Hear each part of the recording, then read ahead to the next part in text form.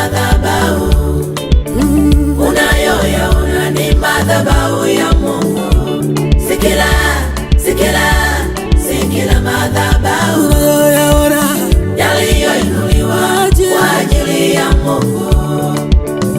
Sikila madhabahu yamejengwa kwa ajili ya Mungu. Mengine ni najisi, mengine yamenajisiwa.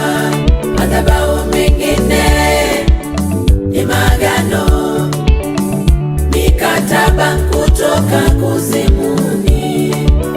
Yamejengwa, yameinuliwa kwa misingi ya nguvu za